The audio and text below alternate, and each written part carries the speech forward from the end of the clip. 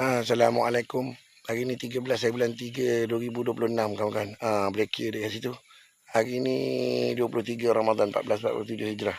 Kita ada 7 hari lagi nak beraya. Kita nak beraya dekat mana ni? Saya macam ni lah, macam biasa lah. Selagi dia orang ganggu anak bini saya apa benda, anak bini saya kena colik tu tak selesai lagi. Saya nak beraya macam mana? Tak ada perayaan dah berapa belas tahun dah. Sejak kena ganggu dengan Siti Nazirah apa benda dengan Liah ni. Jadi kusut saya. Pasal dia ada kehidupan gila dia pula dekat situ. Dia nak kena ganggu kita. Nak melayankan pelik-pelik ni. Sambung.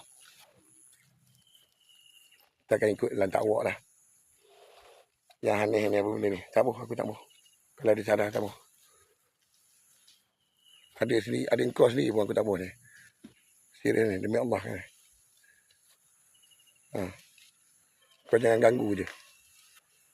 Pasal apa benda ni, engkau nak hurara lantak kau itu masalah kau, aku tak melayan.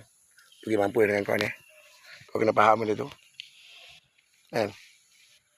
Kau nak kena curi pakaian aku apa benda kau nak ikut telunjuk jiran sebelah rumah.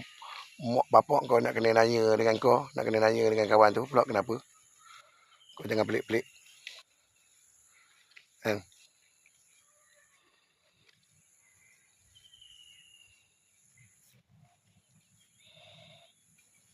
Jeki terluka teruk lagi ni. Okey? Jangan jangan campur ni. Aku tak kacau kau. Aku tak mengusik kau. Kau dah mencuri barang-barang dekat situ. Pasal mak sabu ni.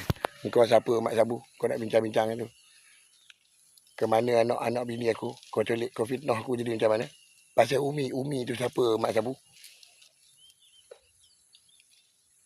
Kalau pasal kejadian pasal Umi tu, aku tak ada dekat situ. Pada tarikh tu benda lain jadi. Macam mana pasal aku bawa balik bini aku yang dia orang buat sihir aku apa benda ni. Yang tak puas hati Malik ni nak kena curi barang-barang dalam rumah aku. Dekat Kelang ni. Apa kena dengan dia? Dia sabitkan bini dia.